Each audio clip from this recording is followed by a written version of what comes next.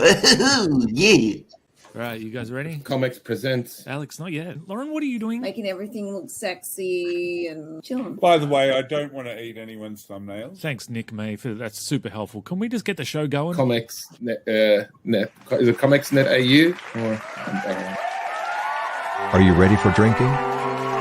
Drawing? What about laughing? Well, hold on to your crumpets. It's season 2 of the ComX Friday Night Drink and Draw, with your hosts Sizzle and Spedsy, and the man they call Quick, plus Australia's most attractive artists and creators, many of whom have books for sale at comx.shop. Alright Dave, you can start drawing. Yeah, if you can make sense of it, good luck. Hey, welcome to ComX's Friday Night Drink and Draw. This is episode 69. Whoa. Whoa! That's And why we Nick have May's on the Judge show. Dredd. Yeah, sorry. Yes, of And course. our special guest is Gary Dellar. Sorry, over to you, Spedsy. No, yeah, I just big fan of this character, of course. I just want to throw up a shot. What do you reckon, Quick? Tonight we get to draw the judge. Well, sorry, Rob. Oh, sorry. Put that down. Rob. Mr. May was right. What's that? It's not Judge Judy this week. It's, Judge Oh, I Dredd. did it wrong. Of course. Dredd. Judge Reinhold. Yeah, there he is. All right. Nope. Robert.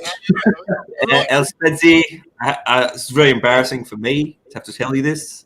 It's Judge Dredd, not Judge Reinhold. Oh, no, it is written there. You'd think as a comic guy I would know better, of course. So bring on the judges. I mean, the judges. There we go. Yeah, ready. All right. Spedsy. If I made a... So Not the you're saying it's Judge Schneider? Nope. Oh, yeah. Nope. I've made a huge... Is this the one? Yay! Here we go. And Lord. Judge not. We like to open the show with a bit of a laugh. That's how we get around down here. Yeah. When do we start laughing? Last week with He's Peter a Wilson. serious fellow, though, so he's not in for the laughs. He's here for the craft. Judge Dredd face. You got the Judge Dredd face going there. Yeah, there you go. Just need the mask and we're perfect. It's a better job than Stallone. Yeah, I can tell already you guys all missed me. Thank you so much to Peter Wilson for filling my chair. It's still weirdly warm. I don't know. It's when you sit down after someone and it's warm, it's weird. But joining me, warming his chair, of course, is Nick Quick Cleary. Hello, sir. How you going? My chair is medium cool at the moment. Oh, yeah. Much like yourself, medium cool. Woo. More zingers like that coming. Look out, folks. Tom McGee, first time on the show. Welcome, sir. G'day. How's it going? Not bad. The man who poses and answers the question. Yeah, it's been a bit since I've been on live broadcast things. I used to do some radio, so I should have done way better than that just then. But yeah, hey, how's it going? I'm stoked to be here. Yeah, awesome. I'm also good. Thanks for asking. Alex. Yes. Good to Hi, have Rob. you back. We all missed you, my friend. No, I was here. Didn't you notice? I was here the whole time. I don't know. I was online. I don't know. I was talking to somebody. I felt your presence, but Family show.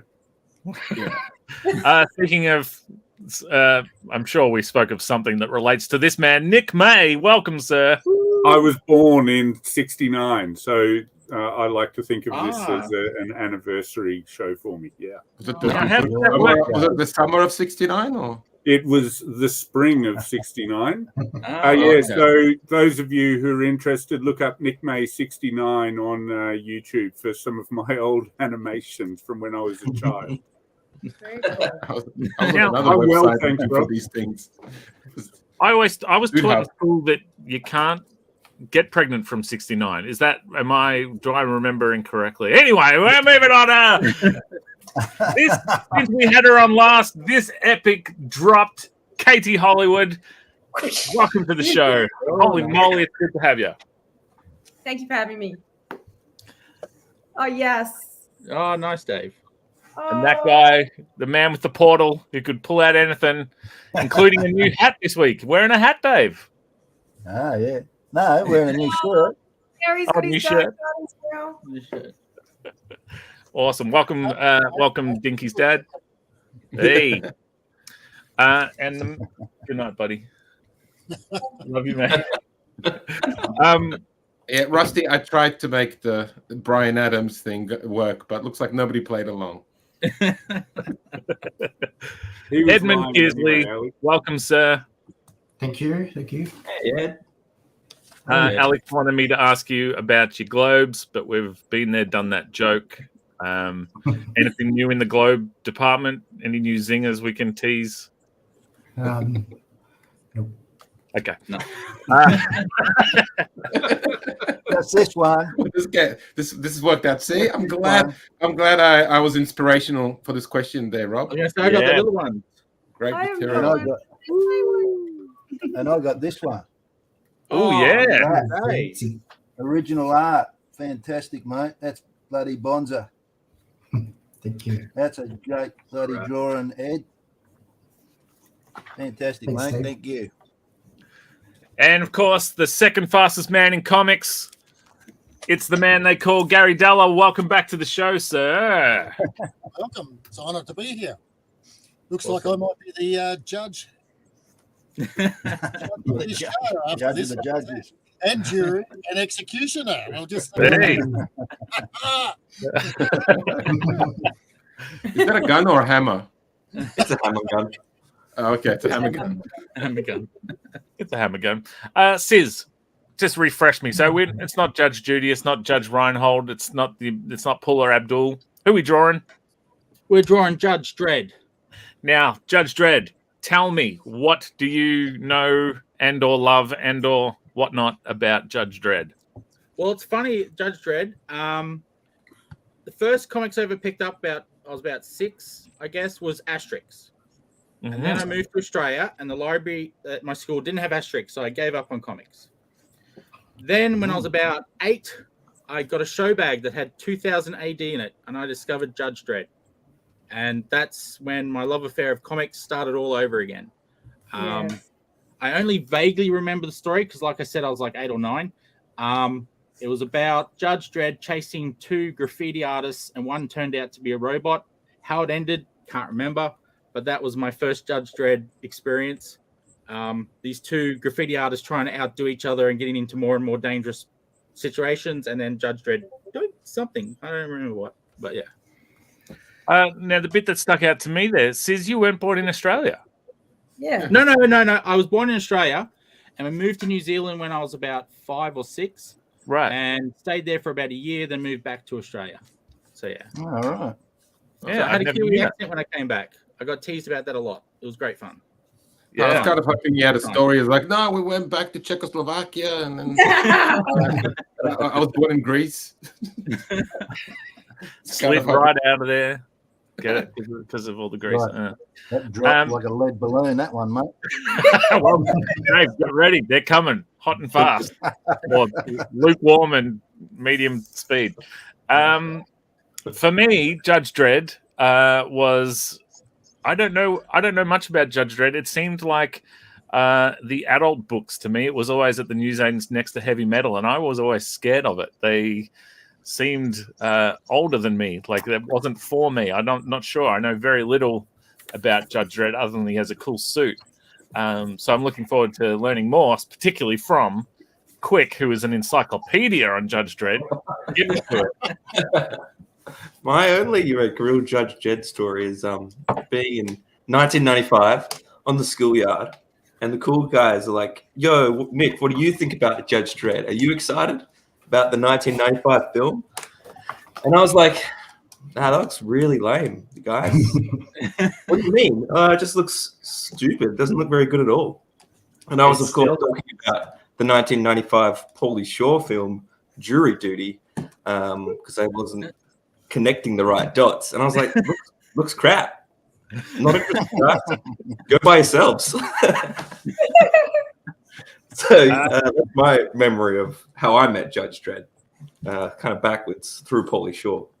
Yeah. Nice. Polish Shaw, great. Yeah, it's a great movie. True. Yeah, actually, Jury Duty's pretty cool. Tell us more, Alex. It's wrong on all accounts. Tell us more about that. No, it's just like, yeah, Paulie Shaw, great. It's just like, yeah, let's keep anecdotes like that rolling. Good time. That's why we missed you on the show, man. Yeah. I've been to his comedy store in LA a bunch of times. That's his mum? Yeah, his mum. Yeah. And then my friend actually opened for him for a long time before he graduated to be a headliner. So we want to talk about, but it's not a Polish show today, so we're not going to talk about that. We're going to talk about Sly. But let's talk to our new. Well, actually, before we do, I've got to annoy Quick. So, hey, buddy. One of my low-key favorite parts of the show is I get to test my follow-up question on you, and you always hate it because I because everyone else gets to sit there and think about their answer while I waffle on. And yeah, I know how it works. Let's go. So I'm going to give you 2 questions to choose from. Great. So there's Judge and there's Dredd, right? So either give me something that you in the past have judged perhaps too harshly and then gone back and managed to appreciate it, or tell us something in life or in pop culture or in whatever that you dread. Oh, that I dread. Well, I can say that I misjudged Jury Duty, starring Paulie Shaw. That's actually it's a great mistake. Paulie Shaw, is it? I dread Paulie. Something I dread is culture. Like most of my jokes, Dave, they go over poorly. I've got something on the. I don't know what it is, but it's something which in my tongue that I think. You know what I don't do anymore? I don't watch the DC animated films anymore. I used to love them, but now I see them on Netflix and stuff, and I'm like, no, thank you. So there's something about them. They're really nothing will compare to the Justice League cartoon and the Batman animated series. Like they're just not getting back to that level. So you dread DC animation.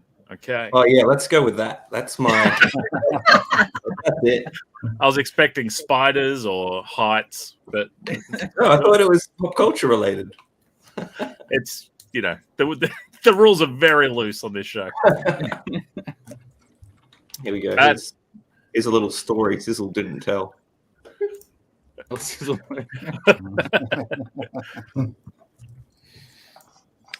Tom, are you a Judge Dredd guy?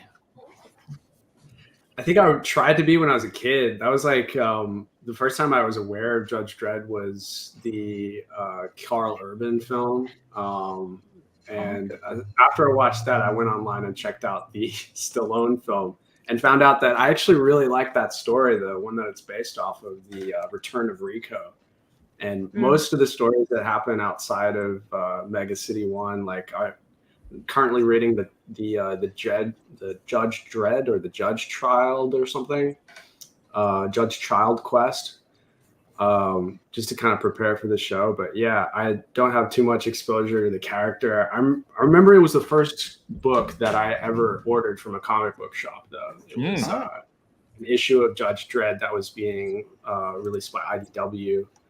I think I can't remember what the run was, what the story was, or who even made it, but I remember it had this black cover with the big shield on it, and it was like a shield thing. Yeah, and I was like, that looks sick. I really want to get that. That's how I learned how comic book shops work as well. Yeah. And what about your approach to drawing him tonight? Is there is he easy to draw, you think, fun to draw, or is there a challenge there? What are we talking? Like I said, first intro was the big, Carl Urban's outfit in that film was just like, he looked like a riot cop, right? So that's not really my vibe. I really like Brian Boland's approach to just giving him this skin tight leather daddy chap sort of thing. And then there's just these big bulking parts on it. Insanely easier to draw, so I might give that a crack. Yeah, nice. Leather Daddy, of course, being Ed's nickname in high school. Alex Major, what do you got when it comes to the Dreadman? A couple of things. Like, I remember the first time, just like, I don't know, it seems to be like a pattern that every time something pop culture, like I get exposed to it in video games. So I remember it on the Mega Drive. I think I rented it from Video Easy once, and I was like, I think I couldn't pass the first level, and I thought it was crap, but the graphics were okay, I think. And then I remember like everybody complained about the movie that like Sylvester Stallone's not supposed to take his mask off, but he does. So I haven't seen it. And then also I did what, I don't know, some people might know him. I met Colin Wilson once at the Allianz Francais. They had a thing with introducing Aussie and French comic. They had some French comic artists here, and they in Sydney. So I was there, and that's where I met Colin for the first time. And I think I've seen him at a couple of conventions since. I don't think he remembers meeting me there, but I do. So He's a mate of mine. I love him dearly. yeah, he's nice. It was a very nice guy. Yeah, I would just say I haven't met him since, but I remember he's super talented, and he also did Blueberry. There's a cowboy comic in France. Yeah, that's it. So very talented dude. But yeah, so that's all I got on my connection to Judge Dredd. Yeah, no, and that's awesome how you brought it back to Aussie comics. It's so we need to do. We need to celebrate how awesome the comics here are. Yeah. No. All right, Nick May. Although Colin's from New Zealand. Underneath the stairwell, are there Just some like Judge Dredds, some 2000 ADs? I did used to read 2000 AD, but those things have long since gone. Anybody who tells me that the Stallone Judge Dredd movie is terrible, you may be right, but I quite like it. It's completely separate to the comics. It's got nothing to do with the comics. I think his costume looks awesome. I have the movie adaptation, which was curiously drawn by somebody help me out here. The creator of Judge Dredd, Carlos Wagner and Esguerra. So he obviously got a little bit of dosh from DC to draw that. Probably my favorite Judge Dredd story is with Batman. Judgment on Gotham by Simon Bisley, amongst other people. Alan Grant, John Wagner. One of the all-time greatest things. And Brian Boland, obviously, as well.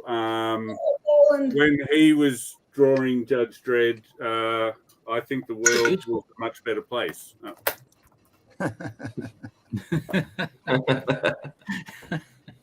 I've never heard of Judge Dredd. Now, Nick, you've set the bar kind of high. So now each week I want you to pull out every single bit of documentation you have on each character we do. I can't hear you. I'm going through it loud and clear, mate. It's loud and clear, mate. Now, Katie, I'm guessing you know heaps about Judge Dredd. So I want to hear your first experiences with Judge Dredd, but then I want you to teach me a little bit about the character itself. No expectations. Well, Nick said a lot of things that I wanted to say, especially about Boland's run on it. Like, I have a deep respect for Carlos Esguerra in general. So anything that he touched pretty much turned to gold. But his creation of Judge Dredd with Wagner was pretty much pivotal. I think they came up with a character before that was a little bit darker, a little bit more sinister, and a little bit more sexual, and they ran with it, and everyone was like, you can't do that, that's too intense. And then they pulled it back, and then they said, okay, but let's make him a bit more morbid, let's make him a bit more scary. And so Wagner came up with Dredd, because they wanted it to be something that they could roll with when they were creating Judge Death as well as Judge Dredd, to kind of like have this constant ominous, gloomy feel about the character. So they wanted to inspire dread in you as well. So Esguerra took the concept from Wagner and rolled with it, and then he went on this massive tangent with it. And of course, Bolan took over for a long time, and Biz had a big run on it after ABC Warriors. Judge Dredd for me was, oh man, Mega City 1 was like the complete Blade Runner version of everything you wanted, and it just kept expanding constantly. The ABC Warriors were part of that world. Like everything sort of came across, sped out and bled from that. It was, it's an infinite landscape of like destruction and post-apocalyptic mayhem, and it constantly pulled me in. I always felt like Judge Anderson was a little bit undiscovered, so I always felt like, when I pitched for 2000 AD, I always wanted to draw Judge Anderson, which is the female lead that's constantly with Judge Dredd. And she's a really nice offset to Dredd, because he's quite, obviously he's, everything about him is by the book. He's completely like just a humanoid law book. He just can't deviate from what he believes is the law. And he's just, for me, he's a perfect character. I'm loving drawing him. I'm drawing him right now, and I'm just delighting in it, because everyone's got a stack of 2000 ADs under their bed, right? They must do. I mean, even, they pull out a box and they're like, oh yeah, I think I've got a bunch of 2000 ADs. They're like, I don't know anybody that doesn't have at least one stack somewhere, because they were $1 in the shop. Highly accessible, full, the art was just so incredible and always just world standard. And yeah, Bolan's run, Nick, oh my God. But Bolan can do no wrong for me. Like, he is just like, incredible. So many characters, so many artists in 2000 AD had their run with Judge Dredd. They went all through it. Everyone's had their go. Biz had an amazing run on Judge Death, which was mind-blowing. If anyone picks that up, Simon Bisley's Judge Death. Man, how many issues were there? There was some incredible spin-offs, wasn't there? Mike Mignola did stuff. Everybody had a go. Like, everyone's had a go. So I could go on and on and on and on, but I'm not going to go on. I love Judge.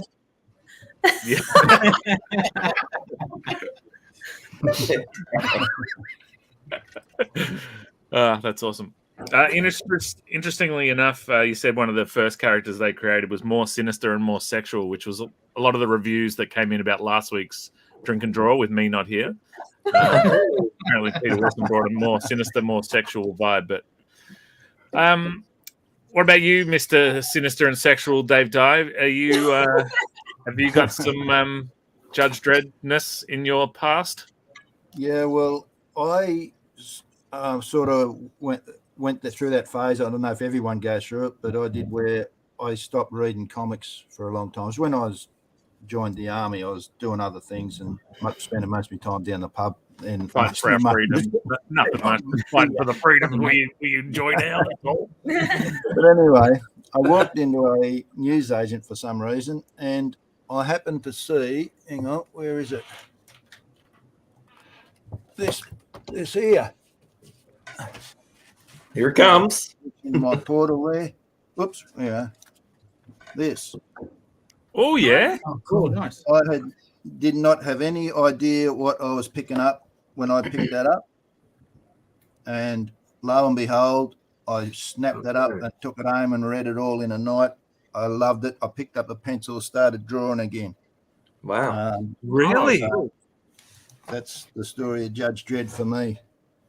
Amazing. My first, that would have been 1980, probably 83, 84, something like that. What do you think, Dave? What about it inspired you so much?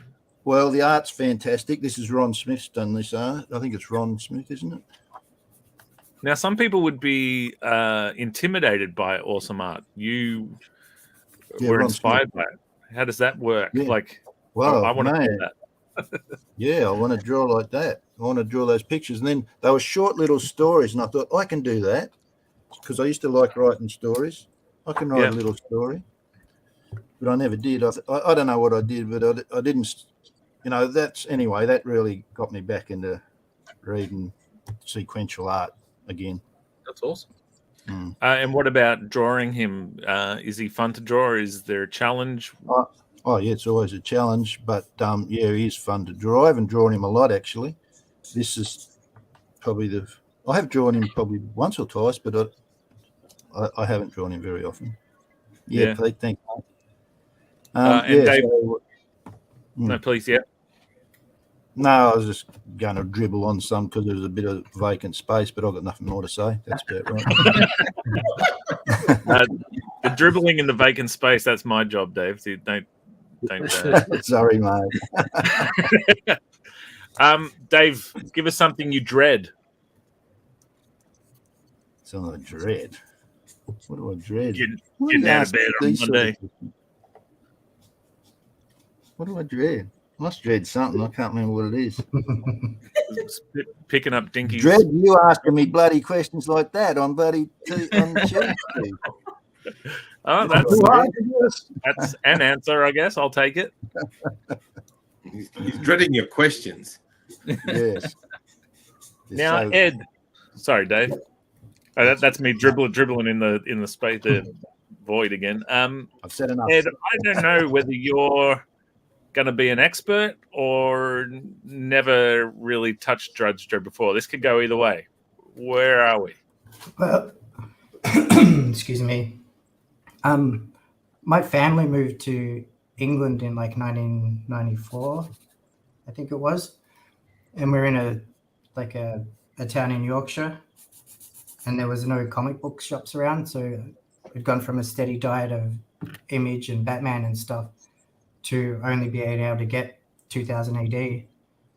So we were there for a year or so before we moved back to Australia, and so for that year I was just reading 2000 AD. So I think they're bi-weekly, I think, the normal 2000 AD, and then there's the magazines, which are the bigger ones. They got the glossy cover, and I think they got a color middle bit. So yeah, I had a fair collection of them. And and so Wagner I was familiar with because he was writing Batman in the early 90s and stuff, and I'd heard the name before, but I really got into the stuff like when I was there, like in England during that period, but I haven't really touched on it much since. What took you guys to England? Was it your mum or dad's work or something, or? No, my parents are both from there. All right. So, yeah, they just decided they wanted to go back and then move back to Yorkshire mining town like a decade Getting all after the the family mines history tonight. had been shut down, and so it wasn't really like a great place to be. Yeah, right. So we came back. Wow. I spent 28 years in Bayswater, and then I moved to Bayswater North, where I spent another 17 years. At least you're consistent. Tell us more, Rob. Here's Dave Dye returning to the pencil. Yeah. Dave Dye or Old Man Biscuit? Not sure. One of the It's a question for the ages. Mr. Dellar, I believe you're responsible for choosing Judge Dredd for tonight's show. Would that be correct? That is totally correct. I'm actually overwhelmed with Katie and Nick, how much they've taken away from me. I can't believe it. It's just amazing. What am I going to say now? There's one thing I'd start off with, though, is out of everybody here, does anybody know Judge Dredd's full name? Oh, my God. Yeah, I know. Look it up. Judge Stallone? If it's the Marvel method, it would be Judges Dreddus or something like that. I'm thinking it's Joe. I'm thinking For Joe. some reason. Joseph. Joe. Yeah, look, you're right. It's Judge Joseph Dredd. That's it. Yeah, I don't know where I found that out, but Joey found it out in this movie. Facebook user knew it too. Oh, it says it in the movie. Yeah, but you always cheat, Alex. You've got to stop doing that, you know. I like the movie as well, actually. What do you like about Judge Dredd, Gaz? Look, I as most people know, I grew up in a lot of the early English comics, and that was one of my favourites, but amongst many of them, of course. But when I shifted across to Melbourne when I was 16, basically my parents had the news agencies, and lucky for me, like a candy shop for me because all the comics were coming out. So I got to read a hell of a lot, and of course, in as we all know, in 1977, that was a good year because 2000 AD dropped. Oh, and, cool. Yeah, and all those, out of all those stories that started, Judge Dredd was the one that I really picked up on in the second issue. It was, as I say, it was done by Carlos. I can't pronounce his last name. Esquira, is it? Esquira, yeah. Esquira, something like that. Yeah, and of course, John Wagner wrote it, which he did for quite a few of them. And the beauty about it is that we're very lucky with John because he's the one that really instigated the absolute brilliant market of all the new English comics that were coming out at the time. And of course, 2000 AD was one of them. But he also come up with a lot of other characters, which we could mention as well. There's stuff like Strotnum. Dogs, yeah. He was brilliant. And a good thing about that one is that, all of them actually, and you've mentioned Colin Wilson before. We've been very lucky with Colin Wilson because he's done quite a few of these different characters, and they are just as brilliant as Brian Boland. If anybody has seen his work in 2000 AD, it is absolutely brilliant. His Rogue Trooper is just worth tracking down to just read. His Judge Dredds. Yes, he's done Judge Dredds quite a bit, actually. He's actually even got his own Colin Wilson collection out. Well, the company has it anyhow. And that's really worth it too. So that's one of the things that are worth chasing up if you can still find it. I'm not sure if it's still available, but that's worth it. And one good thing that I'll mention is that has anybody got any idea on how they come up with Judge Dredd? No. It's the most interesting thing of them all, really, and that's where basically I think at the early days they were. Well, first of all, I'll see if I can match Nick some of these things here, right? Yeah. Look at that. Hey, that's a beauty. That's of course that's Brian Boland's beautiful work in one of the magazines. That's really worth it. I'll try to get the shine off. Yeah, that's better. Yeah. It's fantastic. And if you haven't read it, you've got to read these ones. Brian Boland was pretty famous with a lot of stuff. He did Camelot 3000 as well. I don't know if anybody read that one. Yeah, I remember that. Yeah, that was an odd one. The other person that people don't talk about too much is Mike McMahon. Oh, he's my favourite. Yeah, Nick McMahon, I like his stuff, mate. Yeah, he came out really good. And the other thing that everybody mentioned also was the movies, of course. And this one was well worth getting at the time. Oh, cool. All right. Yeah, this was one of the interesting ones. And when it comes to Nick, when you said that you liked that movie, a lot of people were iffy about it because, as Alex said, they did take his helmet off, which wasn't a good thing, when you think about it, considering that the whole canon of Judge Dredd. I can't remember him ever taking his helmet off. Has anybody seen that? No, he doesn't do it. That's why they were upset. He just doesn't take his helmet off. The movie itself was okay, don't get me wrong. He sleeps in it. Yeah. Like a good cowboy. Don't take your hat off, mate. Yeah, that's right. Yeah. The other thing is getting back to, from what I've read previously, is that everybody remembers the Death Race 2000 movie. Oh yeah. I don't know if you've seen the movie poster of it. There's a Frankenstein sort of character that he sits on a motorbike in the promo posters, and he wears basically he's sitting on a motorbike. He's wearing levers and all that. And John Wagner asked basically Carlos to basically look at that as a character and add a lot of other stuff to it, which he did, and that's how we got virtually what we see now. Of course, as with all the Bolan and McMahon and all those ones, they've actually added to it over the years. It's rated as 35 in one of the top character lists for comic characters in the world. Oh, wow. And I can believe that too. I can believe that because everybody knows him just about. And that's a lot to do with the movies. So has everybody seen the movies here? Mm-hmm. I've seen the second one, not the first one. No, the making of the first one. It was really good. Seen the second one. Mega City and stuff. Yeah, the second one wasn't bad, was it? I thought it was well done. I liked the characters in the first one, though. They did the characters in the first one really well.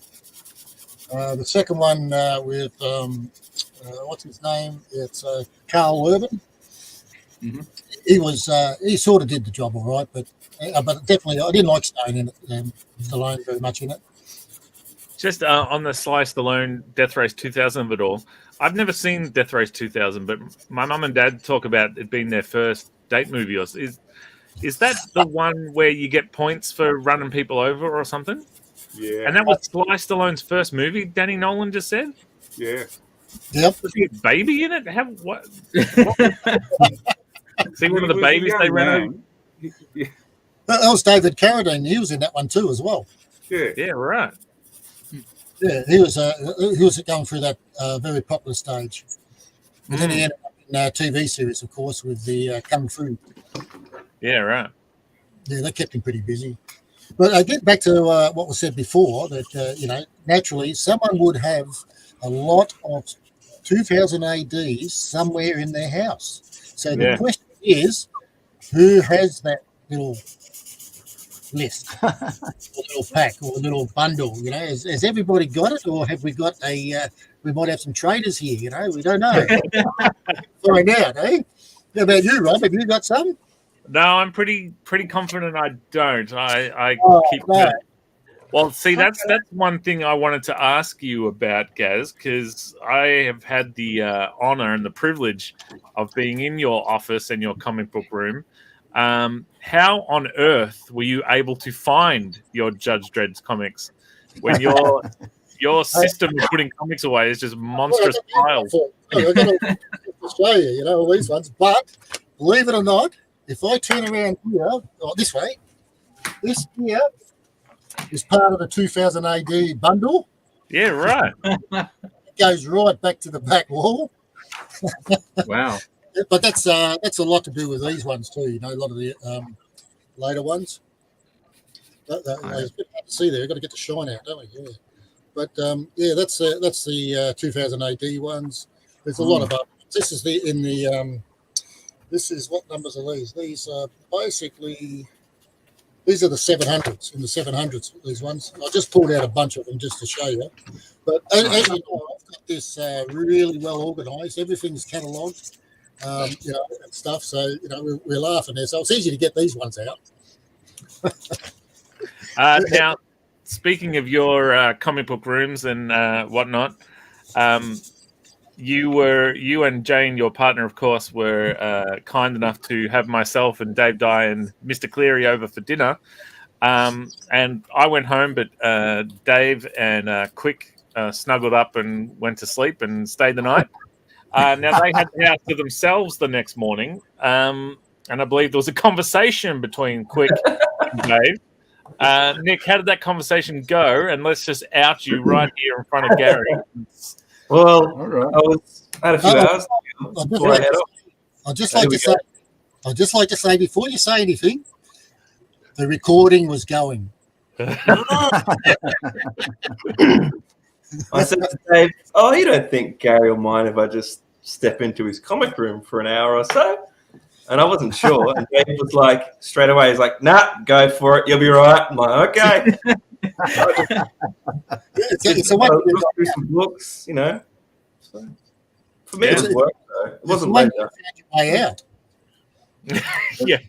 Some would say Nick is still in your comic room. Very. Gary, I didn't tell him to take those half dozen comics with him when he walked out. Yeah. That wasn't what I said. Well, look, there's one thing that you're quite right. Well, you know yourself, Rob, as well. Once people walk in here, they just disappear because they just get so fascinated with what's in here. Yeah. It's a mind-boggling experience, I think. And that's this is only one room here. You know, there's lots of others. There's rooms that've got boxes full of comics.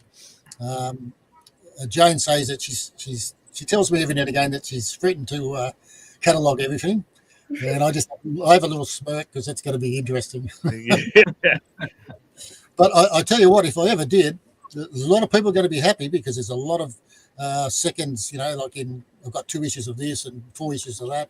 There's going to be a lot of people happy because they'll be going to a lot of people. Nice. It's freebies, and there's a lot of Australian stuff like that too. Yeah, right. Well, while we're talking to Gary, how about we talk to him some more with a segment we like to call... Now it's that part of the show where we shine a big shiny spotlight on one of our creator friends. This week, we welcome Name and talk about their creative journey. Please, everybody, make some noise for Name.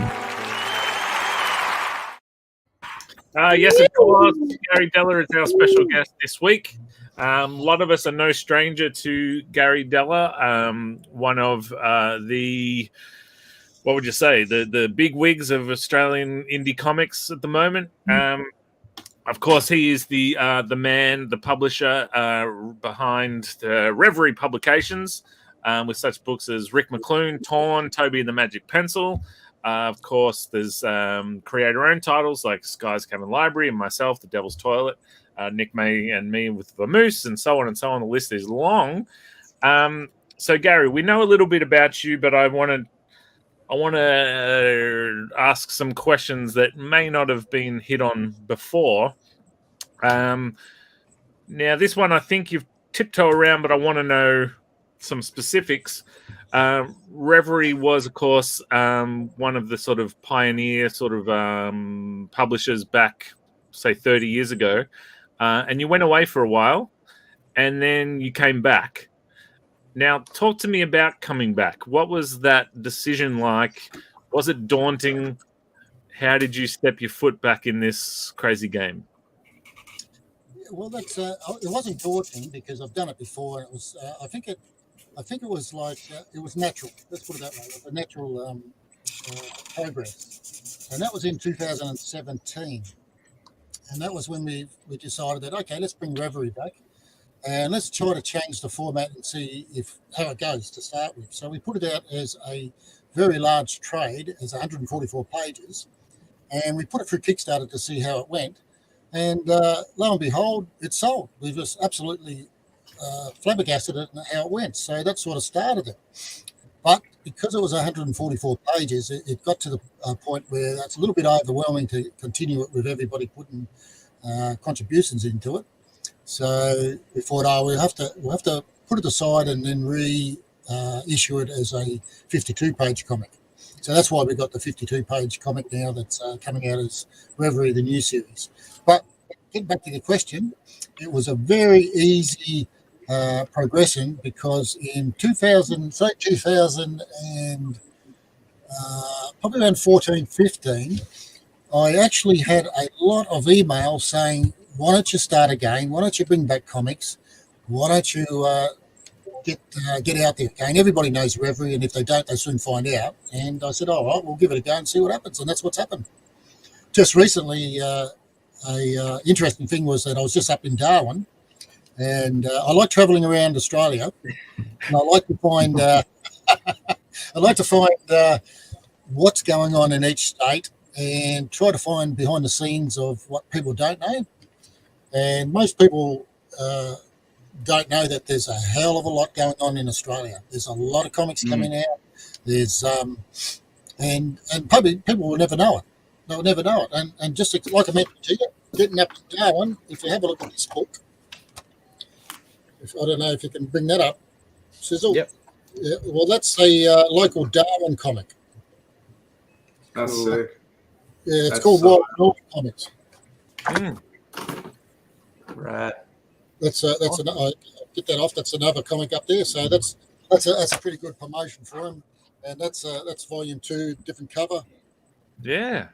Yeah, they're actually they're up to volume 3 now. I've got a few others here. I can shoot out a minute and get them for you. But there's a lot coming out up there that they put, and they actually have. They've got their own printing press, which they print on the paper. So they're doing quite well up there. So that's an interesting thing. But all this sort of events are happening all around Australia, and a lot of people don't know about it.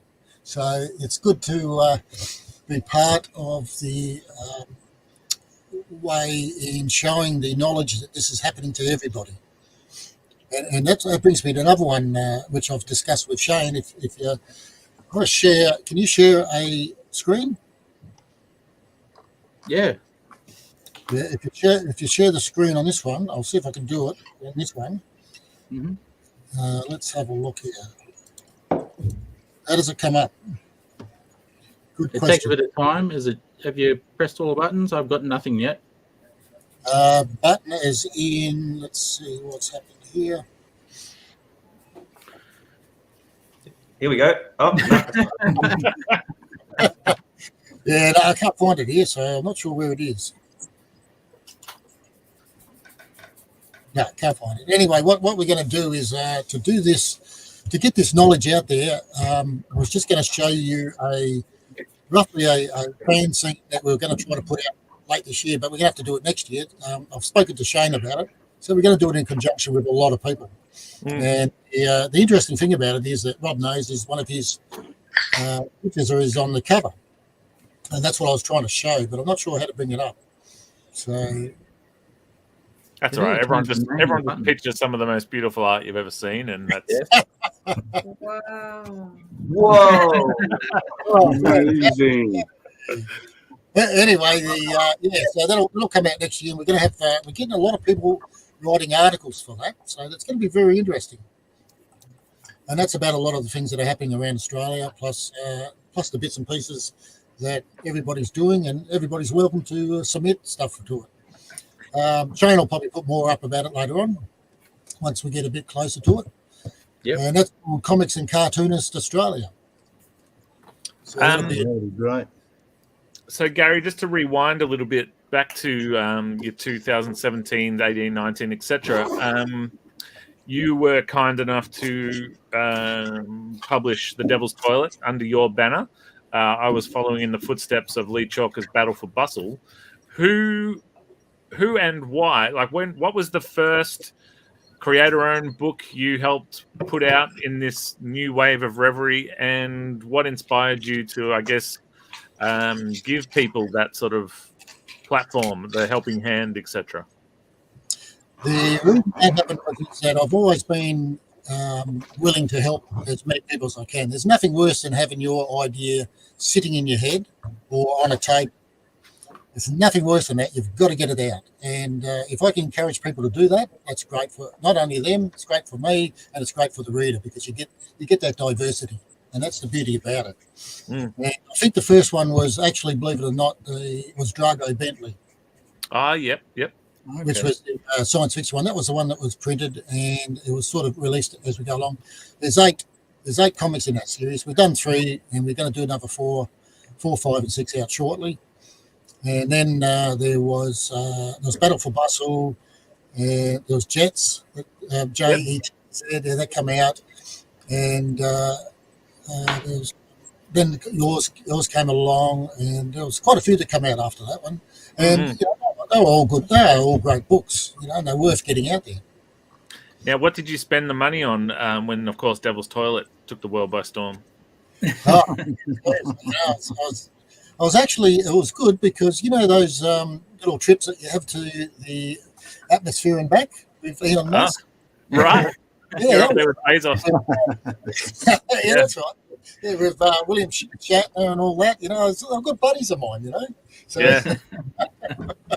Now, tell us about characters such as Torn and Rick McClune. These are characters that you create and then you essentially hand over to someone to give the ball and let them run with it.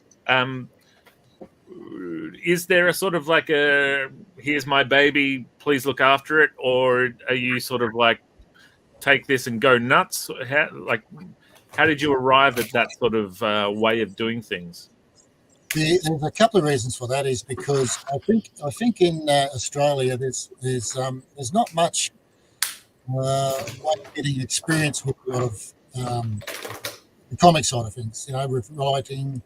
And the beauty about that is that I think the more people you get into a character, the more richness you get out of it, the more the character becomes.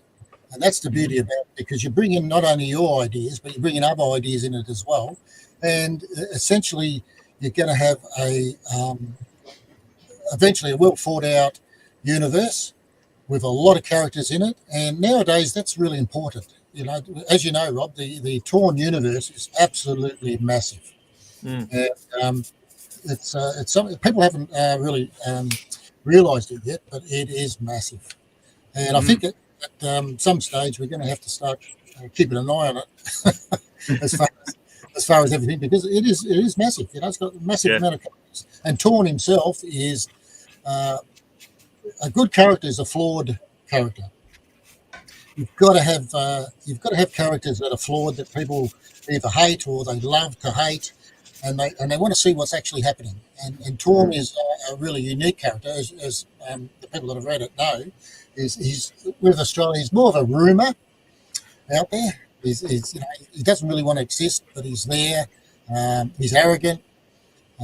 He's got special issues with his ability to shift change, because he can't control it. Sometimes he has like a fit, and when he has a fit, of course, it kills people. So, and all these little bits and pieces are all coming together now and making a really good character. Please. And the other thing is also people are just learning, and as with all, with the writers and all that, we're really it's coming along quite good now, because Torn is a character that can pick up many powers that be from other people if his body lets him, as long as it's not detrimental to him. If it's detrimental to him, there's nothing happens. Yeah. But his ability, for instance, to talk to animals is absolutely fantastic. So it's one of those interesting characters. And plus, what makes it even more interesting is the characters that are around him. Absolutely. When we talk about Rick McLean, that's another character. I did Rick McLean for me. My dad liked westerns, and I used to watch westerns all the time. And I probably come from the age where a lot of the kids at my time, we used to love going home and watching the Western TV series. We used to watch them all the time, and because Dad used to love them, I thought, I'll write the original Rick McLean. I actually wrote it back in the 80s, put it aside, and I lost a lot of that work that was going to go into the original Reverie, and they were going to go in as a series. So what happened is I always knew what that was going to be, but I had to rewrite it. So I've basically got a 3-issue story that's ready to go, but we'll just wait till that comes out, because I think it's that popular now. Everybody wants to write for it, and I just let them out, because if it gets their name out there, gets the artist's name out there, that's even better. That's about it. As you know, and the other thing, Rob, is some of the characters that are in Torn. They are a good example is Mr. Seymour Eye.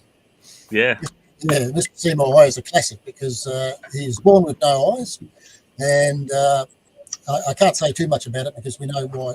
We know why he's got this ability, but he collects eyes, and because he's a detective, we've called him Mr. Eye Detective Agency, because people can go to him and ask him anything that they would like. However, the payment for this service is based on the actual service that the client wants. It's either a left eye, right eye, or both your eyes, or a bag of eyes, depending on what it is. So, it's dark, but that's what happens, And then, of course, you've got the usual characters that the time travelers, which Rob. I know them quite intimately. Yeah. So how'd you go about writing that one? One of the more challenging but also rewarding challenges, because you gave me quite a detailed synopsis and then sort of fitting that all in while making it an entertaining story and whatever when I completed it and handed it in, I was very, very proud of it. Issue 2 is about to start rolling. Peter Fairfax on the artwork, and I snuck something past Gary. He wouldn't let me do something in one fashion, so I snuck it through in a different fashion. But let's just say to tease, I think the next issue, the Luna Park smiling head is just the tippy top of a kaiju-sized robot. What? No way, dude. No. I don't have to buy it now. No, look, that's what we need for these things. And as you know, to answer the other question, is that's what I like about everybody that's doing. Like, I'll give you a quick synopsis, so we sort of stay a bit on canon, but the rest is go for it.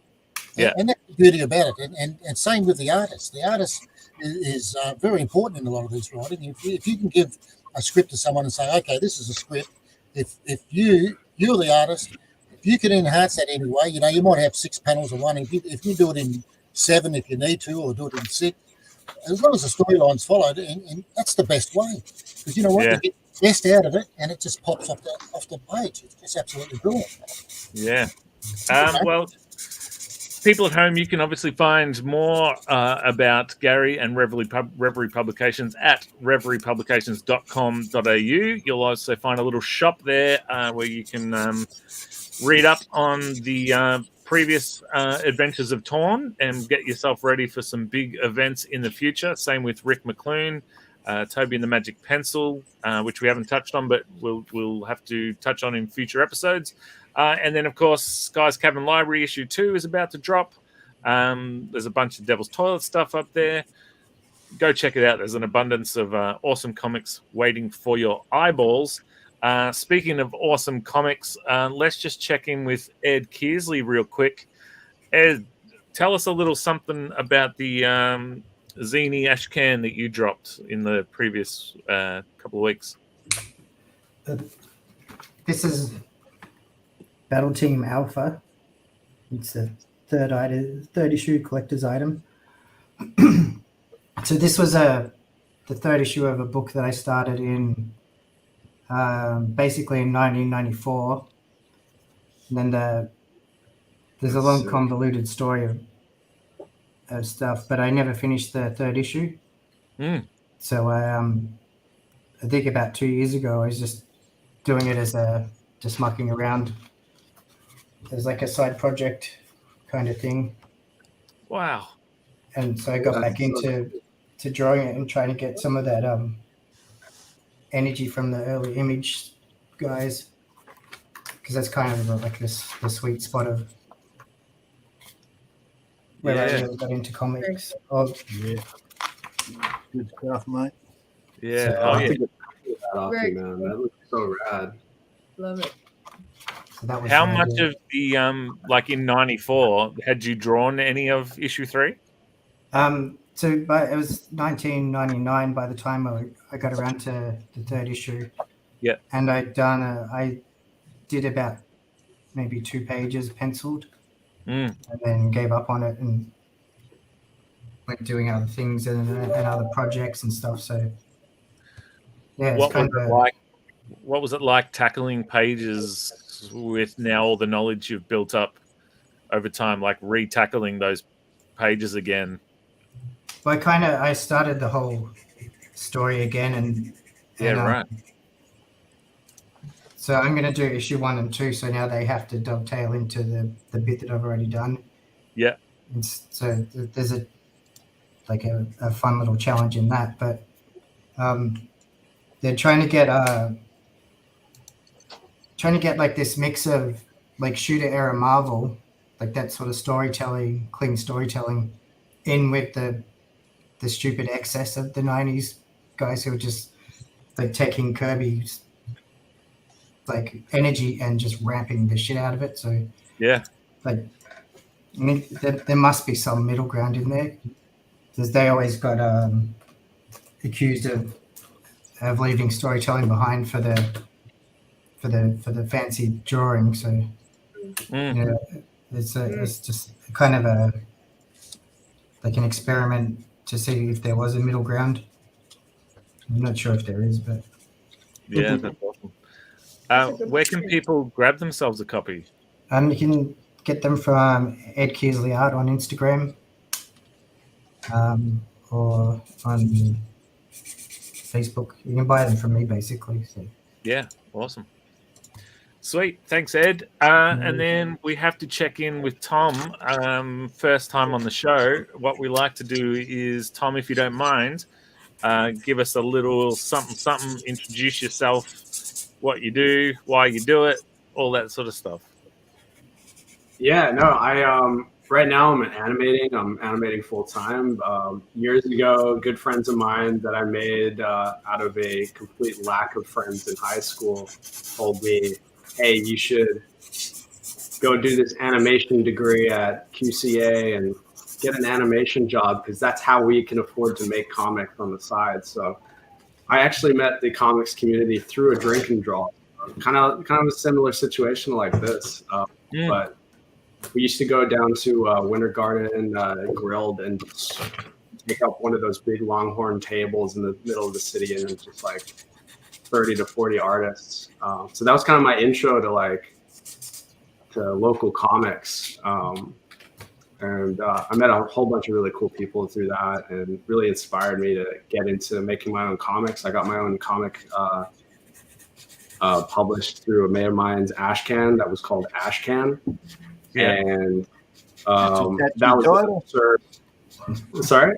That's a catchy title for an Ashcan. Yeah, right. I mean, I think he was kind of just like my mate Zach Smith Cameron. He's a really cool, talented illustrator. He worked on the Bart Kira project, which was a project adapting Akira one-to-one, page by page, but all with Simpsons characters. So it was a combined effort of a bunch of different artists. I think it all got organized through Tumblr, and that's kind of the crowd I came from, like Tumblr artists, like indie illustrators trying to make their own comics for the first time. And I ended up making my own thing, and I have it here. I'll just show you it. Years ago, I moved to where I'm living now. Moved back this week. And there's a local skate spot here in the south side of the city called Brain Drain, and I based the name of my comic off of that. Yeah. It's just a draft. Oh, nice. That's why it's got the big green line there. It's like a draft copy. Pretty dodge. All right. It's the only copy I've got. Oh, I love that page. Yeah, this is my favorite page. Worked so hard on this one. Big splash. They're in the snow. Awesome. Yeah, trying to capture a bit of Bris Vegas up in there. Wow. It's like city scenes. And yeah, this is like a weird story that follows two little splintered aspects of my like id and ego. Ash and Six, a skateboarder and a multiversal being that has a hyena skull for a head. Yeah. You got Ed's interest, mate. He's a keen skateboarder. Sorry, Tom. I've been skating since day dot. It's kind of like all I think about, and I can't really do anything without relating it back to that somehow. So yeah, skateboarding, comics, and video games. They find themselves well into that.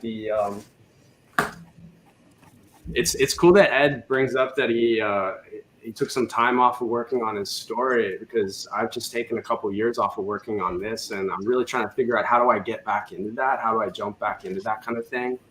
And I thought that's crossed my mind is like just restarting the story, but I'm really stoked on the story that I had already, the idea that I had that's about this possessed video game called Kill Score. And right now, the protagonist, Ash, is being... I'm going to spoil it for you. I don't give a shit. No, don't spoil it. Tom, don't spoil it. I don't want to get into this. Okay. She's being knocked out. You show whatever you want to show. I'll say that much. Like, people watching it, buy Tom's comics. It looks super awesome. From where I'm sitting, and it could be a Sydney thing, but then for me, it looks awesome. So people should buy it and make sure step to the end of the show, so Tom can give you all the details. Yes.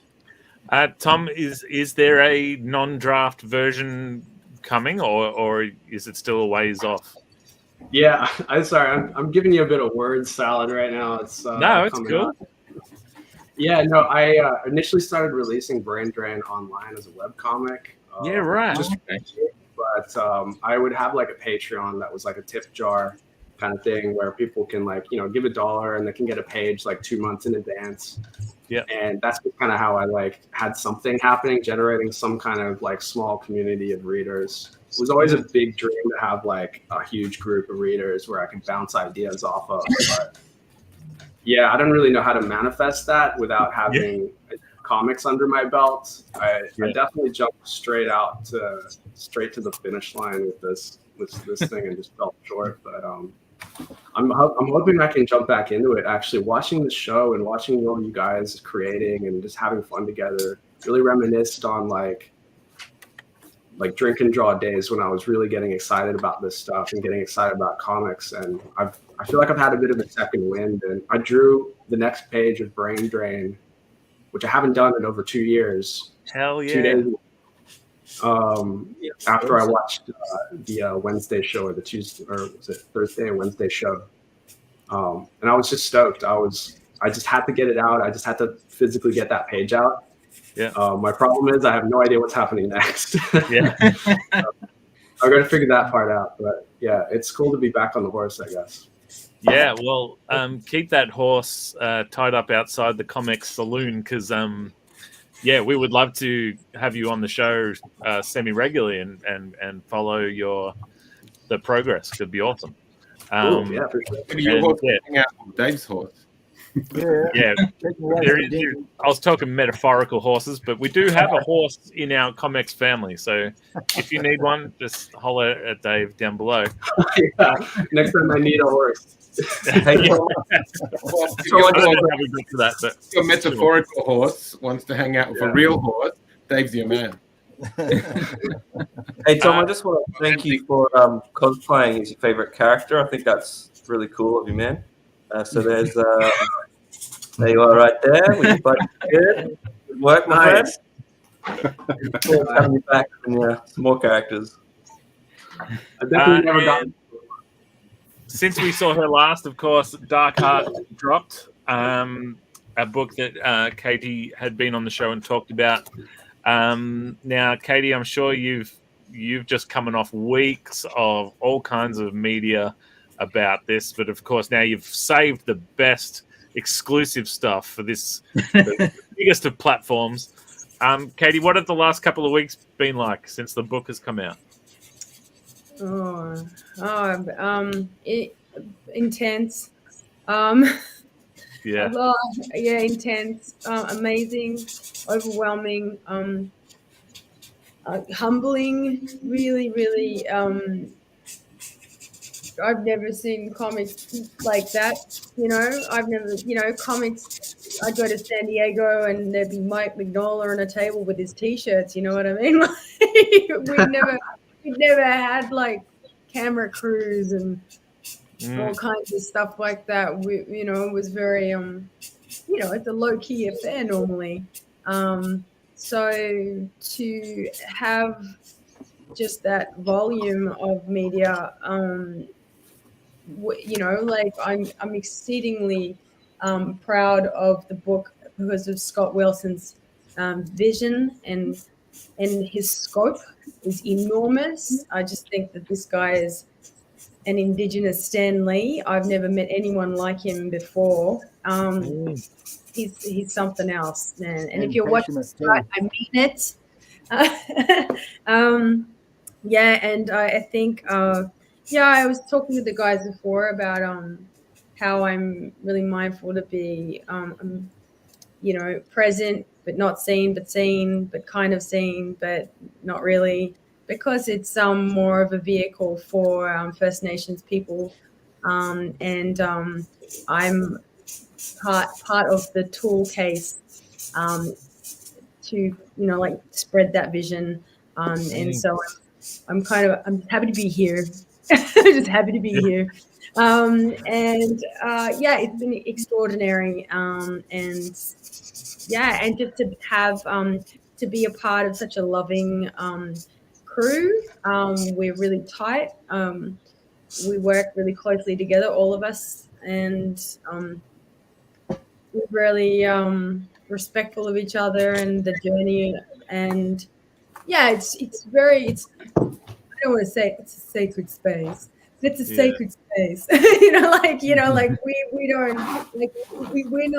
we're not in this for anything other than to get this vision out there. And it's Scott Wilson's vision. It's his creation. I'm just the absolute fortunate person that gets to illustrate. Yeah, isn't he, man? Isn't he a gentleman? Yeah, he is. A scholar and a gentleman. This is his book. I am the illustrator. We work collaboratively together on the visuals as far as tweaking things here and there, but as far as cultural content goes, it's all through him, and he runs the show. So it's Scott's book. Like I said, I'm here for the ride. What is? Yeah, it was a bit like. And I was very like, it was a beautiful experience, and like I said, normally to the guys, I'm normally at home ironing uniforms and drawing in a vacuum in a little bubble. So to go straight into Sydney and have that was, quite profound. And then to have the media follow up after that has been full on. And, obviously it's overdue by the response. Obviously, I'm looking at the table right now, and I wish I could show you because I'm halfway through book 2. Yeah, I'm looking at the second cover right now. I'm 4 hours away from finishing the inks on it, and it's like this one's really like the first one is like, gives you some grounding, but the second one is like, "Ooh, daddy, it's supernatural. It's good." It's like it's I love drawing it. I don't read ahead because I'm gripped. I'm like, ooh. And it's a roller coaster, and the book is just extraordinary. And I just got asked to do something else within that world, which I can't say, but it is really cool. And Scott's vision, like I said, is massive. And it wouldn't be anything without Benny Egg-Moles, who is the producer and like the big heart behind the book. These guys are like, I don't know. They're taking like all of that beautiful energy from their land and bringing it into the comic community, which is making it delicious and amazing and full of wonderment. It's just a great book to work on. Yeah. It's been fascinating to and just amazing to watch as an outsider, the Indigiverse of it all, and Scott just exploding on the scene. And he's so good at just he's so kind and welcoming. Oh, he's so good. Follow me. I'm low battery, so you have to come with me. Come with me. Yeah. It's like watching a friend. Like, I've known the guy for about 5 minutes, but the times I've spent with him online, he makes you feel like a friend, and it's like watching a friend just explode. So it's awesome. He's got this. He's just. I don't know. He's got this kind of warmth and energy about him that it's just when he's talking to you, when he's telling you the stories of what he's working on and the vision of where he wants to take the book, you just feel like you're just really lucky to be there. Like it's just just a beautiful person with a massive vision, coming from a very grounded and very heartfelt, authentic place. And it's you guys have spoken to him. You know exactly what I'm talking about. Like, this is bigger than him. It's bigger than me. And it's like it's about, obviously it's about the land that we're on and many other aspects of it. And like, the less I say about it, the better. I'll let him say. But mostly, the book is extraordinary to work on. I just have never had so much fun drawing a book. It's like I was like, and they let me do the demons. I'm like, can I do this? Like, and then I go, and then they'll go, no, because it has to be culturally accurate. So these are all from the dreaming. So like, there's reference, and these guys are like, no wonder you didn't go down in the water hole, man. Like, there's some terrifying stuff. Like, cool characters, man. Like, really cool. So yeah, it's exciting for me to work on, and that's the long and the short of it. Speaking of kindness and warmth, now Gary, this pertains to you also. One last question for you. You and I were both lucky enough to meet Sizzle within the last couple of weeks. He gave me a nice warm embrace. Now, Dave Dye is anti the man hug. Gary, question: when you met Sizzle, handshake or hug? Look, I think it's one of those things that you shouldn't speak too much because Dave might get jealous. It sounds like there was more than a hug and a handshake. It was happy times. That's all I could say. All right. Well, that's as good an answer as we're going to get. I reckon that's pretty good. Now, speaking of the no hug man himself, Dave, let's just check in quickly with you. Yeah. Where are we at? Dropping some watercolors? Yeah, with a watercolor. I'm trying to get it done quick before the end of the show. I have to show you too, because I have a technical problem. I like Dave now, the eagle on his shoulder. You've gone for like a dead bird sort of aesthetic. Yeah. Well, Judge Death, he got a chook, didn't he? A roast chook or something, or was it something like that? He just shoved it on there. He's got a Sunday roast. That's cool. That's awesome. Yeah. Jam-packed show tonight, Sis. We haven't even looked at some art yet. Do you want to take a look? Well, Katie's saying she's got technical issues, so we might bring her up first. Sure. For some reason my charger isn't connecting, so I'll just give you a quick show so I don't disappear on you, and I might have to go. Yo! Oh wow! Holy Goodness me, Katie! You got the judge mouth, right? Yeah. Oh yeah. That M-shaped mouth. He is so pissed off. That's my Esquiera version. It's an homage to Esquiera. Yeah. Katie, when you've filled that sketchbook and you have no use for it, I'll take it off your hands. Yeah. So if I cut out on you guys, know that I love you all, and it's been a pleasure being here. That's just my charger is just gone. Not working. Yeah, no problem. Sis, do you want to run comments and I'll chuck the art up? Oh, sure. Does that work for you? That works for me. We'll start with Marty Wells. Sorry, I'll just go twice so we can see it. Cool. That is great. Oh, mate. Nice work, Marty. Yeah, drop it. Nice work, Marty. Is that a Judge Dredd catchphrase? Drop. What does it mean? Yeah, I was wondering about that. Drop is, isn't it? Fill us in, somebody. Cool. Gary, what does it mean? Is it an F word replacement? Curse word, yeah. Well, you could, yeah. Well, it's a kid's comic, so they can't. They're very diplomatic in those days. Yeah. Not like this show, potty mouth, bloody weirdos.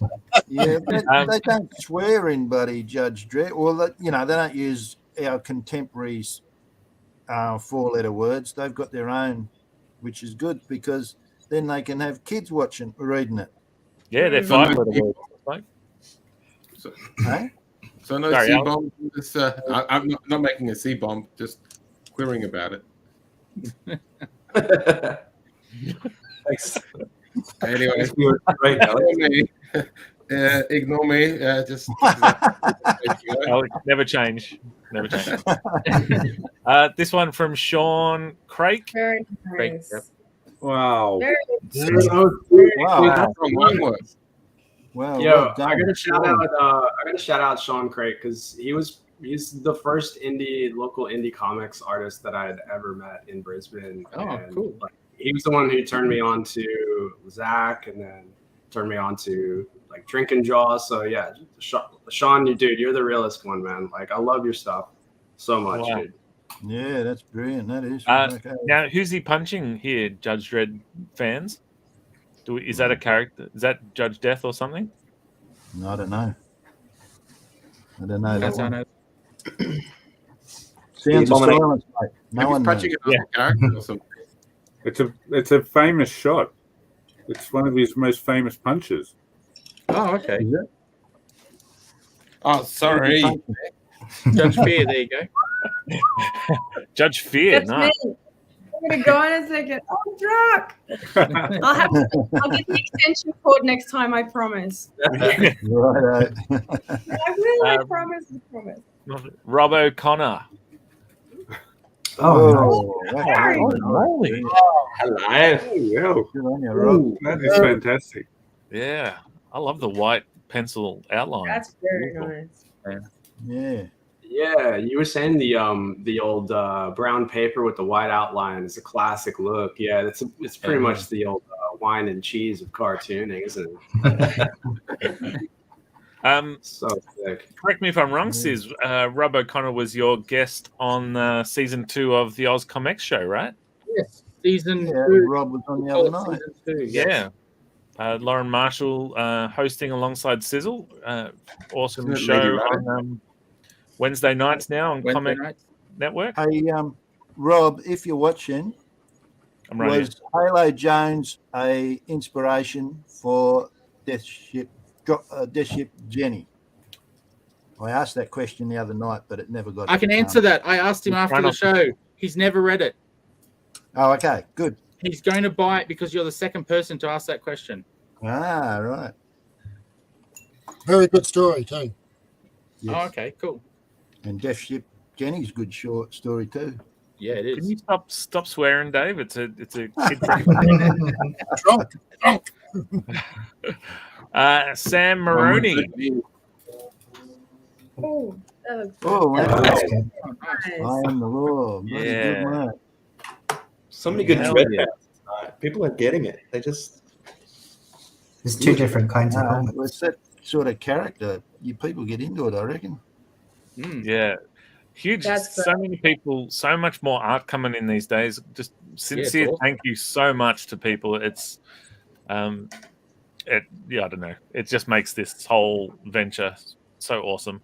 Manuel Bow. Yep. You've Man. drawn out Dad, I believe. Yeah. Good I on got you, that man. right, Good Dave? one, mate. That's He classy. does, Fart Puppies and I wanted the book about kitties. I can't remember the name right now. But yeah, all over Instagram if you want to check out Drawn Out Dad. I hope I got all that right. If I didn't. Yeah, that sounds right to me, mate. And now Hugh McGowan, another one who's becoming a regular art dropper. Yeah. Hell yeah. Oh, good on you, Hugh. Yeah, it looks good, mate. Lovely bit of hatch in there. Yeah, the hatching's beautiful. Love the belt buckle. Perfect. It's a good pose. Yeah. Yeah. One of my personal favorites, Neil Bland, and he's always an interesting take, and I love to see what he makes of each character. So here we go. Nice. That's cool. Great stuff, Neil. Reminds me of a British comic, Viz. Yeah, right. Viz had this kind of style. Yeah. Excellent, More Neil. naughty that Dave wouldn't like. One of our regulars, one of our favorites, Michelle. Yep, Michelle. Oh, Ooh, Michelle.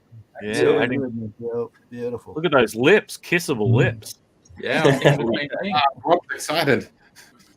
I wouldn't judge you, Alex, for laying a smooch on that guy. Good one. Good one. Very good, Someone Michelle has been known to smooch. Dave, just a random Dave. Dan May. Dan, mate. Back This is around, Dave, mate. mate. That is great, Dan. That's nice. Yeah, Nice cool. work. Yeah. Look at that. Look at those lips. Look at Yeah, those. great. Would you switch those lips as well, Rob, or they're not that not as Yeah. smoochable as previous Nah, lips? that looks like a man who's never been smooched. That judge right there. Nothing you can't fix. Well, Rob, you can come on. Is it Joseph Dredd? Dan, drop in the comments how big of a pain in the butt is drawing those chains. I love them. Chains. Really? You love drawing chains? Yeah, look, check out the chain. Here we go. Oh, you can't see it. I hate the internet. You got to get it on the right angle. Get it on the right angle. You'll be right, Tom. Maybe I'll send it to you. Yeah, send an email. Oh, God. I didn't put the banner up. And there better be copious amount of chains because the build-up now is... I'm sorry. I just had a lot of fun drawing. You need to have more chains to build, like to make Greg Capullo's Spawn. Put that to shame. That has a lot of chains. Yeah, and if people like Spawn. I like Spawn. Yeah, he's a big chain. Was it Nate Stone who taught us the chain cheat with the stroke around the... Am I wrong? That was a webbing cheat, wasn't it? It was webbing and chain. It was Trevor Wood. Yeah, just Trev. Trevor Wood, was it? Sorry, I've morphed them into one. Oh, that's right, yeah. Woodstones. That's there. Hey, Trev. Tony Menzie. Tony. Oh, yeah. Not bad. Look at the rain off the beak.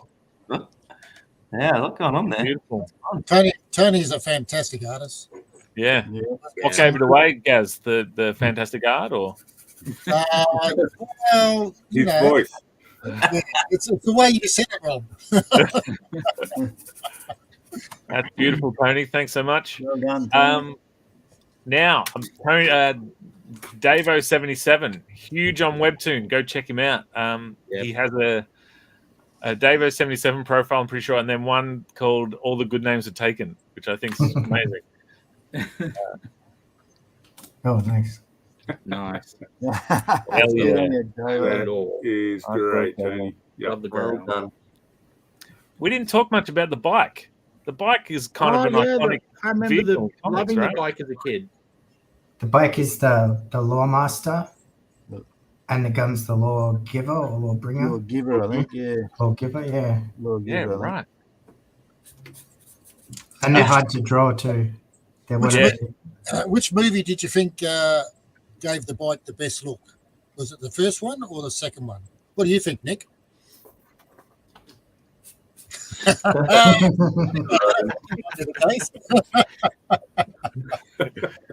Let's just say he didn't buy the Blu-ray of the second one.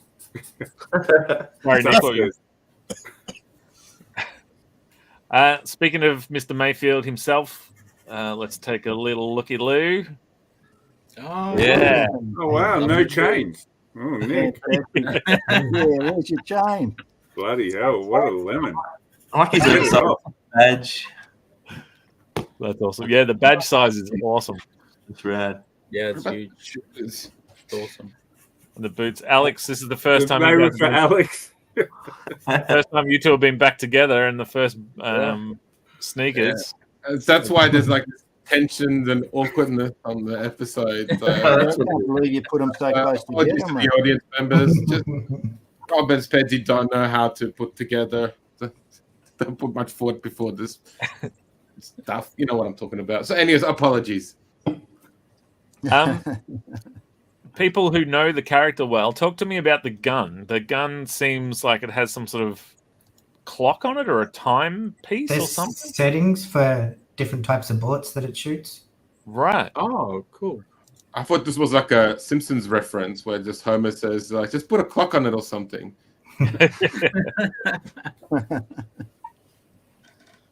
Cool. So that's all the art we have currently. Now, just because you didn't get your Judge Dredd in time for tonight's show doesn't mean we won't show it on an upcoming show. So yeah, if you want to send through a Judge Dredd throughout the week, art@comx.studio is the email address. Now, something to remember with the artwork is we used to sort of do, come on the show and try to draw it within an hour. We've thrown those rules out the window. There are no rules. So you have about a week's notice. For instance, next week is SpongeBob SquarePants. Am I right, Sis? Yep. So we're telling everyone that. So yeah. So please feel free to start drawing SpongeBob SquarePants now, or throughout the week, or during the show, and send it through to us, in particular Sizzle. And obviously you'll be on the show, but also we're building quite a website full of artwork from all the previous episodes. So it's well worth being a part of. As you can see, there's some amazing artists taking part, and we're building quite a nice little library of Australian indie creator artwork. So come join us. Price, the admission is free. And we accept all donations, all scribble type donations. You can be a first-time drawer. You can be an absolute expert. All experience levels are accepted. And you'll find only positivity in these parts. We're not here to poop on anyone's parade. We love celebrating all the artwork that is sent through to us. Nick poops on my parade, though. What's up with that? Yeah, we will poop on each other's, but that's a consensual pooping. So you're lucky, Nick. I like where this is going. Yeah, let's go to Ed's art. Yeah, let's do that. Oh yeah, Yo, I saw Dave Dive make a smile like that. Upside down smile. Good one, Ed. You do all that tonight, mate? Oh, there we go. Yeah, just joked in. Good work, mate. Got it all done and coloured and everything tonight.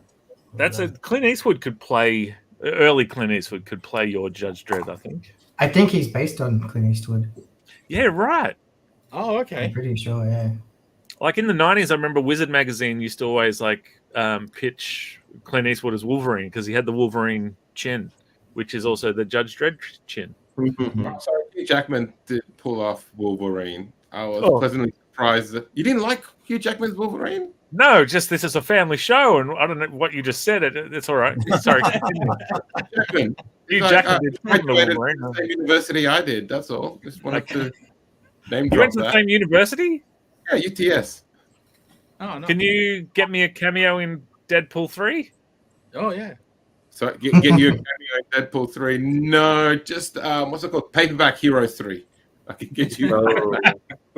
Australia 2, even him and Nicole Kidman. I'll play a cactus or something. It's a prequel. It's just called Britain. Not bad. I made Rob laugh. There you go. Yeah, that was worth it. It was a long way to go, but we got there. Katie Hollywood has sent through a better look at her piece. You might need to send yours through soon, Tom, because we'll be finishing up soon. Oh, God. She's so good. All right. The KT line. Sure. So have we ever talked about how lucky her kids are to have like a mum that just draws the most awesome comics? Like, is that ever? We haven't talked about that. What? Please go. Do you want to talk about it? Awesome. That's all. I just thought that was pretty cool. My mum doesn't draw comics like this. That's all. Alex, actually, I read your mum's comics and they were rubbish. Yeah. All right. Well, there's mine. We've got one last one. There's mine. Yeah. Hang on. We'll zoom in on Dave. Let me give you I will have send that to music? you on Facebook really quickly. There he is. It's great, David Dye. Look at that chin. Brad. what's his gun set to, Dave? Heat Seeker. Passion. Heat Seeker, nice. 11. No, that's what's his name? Mean Machine does that. What? Mean Machine sets his dial on 1, 2, or 3, isn't it? Oh, okay. I was no a reference to Spinal Tap, but Awesome. Great work, Dave. Thank you. Yes, and I'd like to mention that most of Dave's art that you see on the show can be purchased if you want to hold a piece of one-off original Dave Dye artwork. Just reach out to Shane at comx.net.au and they'll converse and get you See what we sorted. can figure out. All right. And we've got Tom's now. So here we go. Oh, sweet. nice. Good on you, Tom. Where's the chains? I was expecting more chains. Chains. There's chains. Yeah, nice chain. Well, I was expecting nothing but chains with just Judge's chin sticking out of it. Yeah, I like how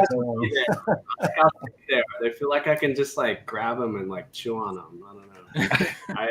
I'm getting very involved with the talking and the conversation, so I kind of just. Oh yeah, shit. Second last one for the night. Oh, of course. Yeah. Now, Sis, do the same chin, drop it for a sec, doing the same look. Can't do it. The best dread face. That's Can't awesome. do it. All right. So I believe we got everyone. So we're running a little bit over time, so we will rush into our. There's one more. There's one more, Rob. Please. We're forgetting about. Of course. The animation. The animation. Every week I With the forget beauty. somebody.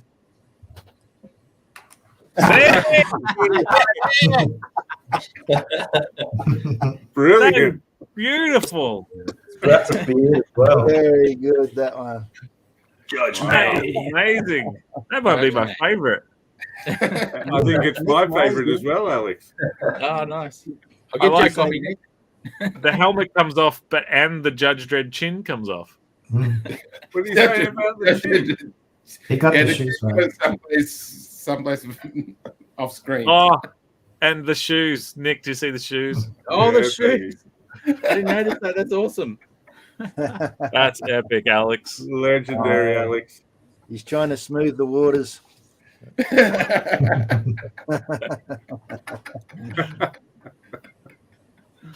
All right, let's do this thing. This poor person is looking through the newspaper for info on what projects our artists have been working on. And this lost individual is using a map to find where she can follow our artists on social media and buy their books. How about we save them the trouble and just tell them? We call this next segment Shameless Self-Promotion. And I'm up first. ComX.shop. Get a whole bunch of Australian comics, all at one flat postage rate. $9 at the moment. Just putting it out there for Australia only. Australia only. Let's not get that confused. And also promote American Mag on watching Tuesdays. And we've got Oz Comic Show on Wednesdays. And of course, Drink and Draw every Friday. So yes. Oh, and we've also got our friends over at Aussieverse on Mondays. Yeah. Yes. So basically, stay tuned to the ComX network all through the week. You can get these shirts there. Yeah. Nice I one. might have to go. That looks sick. And these hats. No, you can't get the hat. Make sure you No, get. you can't get that. Oh, you can sort of get a hat. Yeah. Somebody's plagiarizing the ComX shirt, so make sure you get the proper one. Yeah. No, I've shut the one down who was trying to steal it from us. Shut him down. Cool. I hope they're not in business. I also want to promote the ComX.shop website because I've said this a few times, but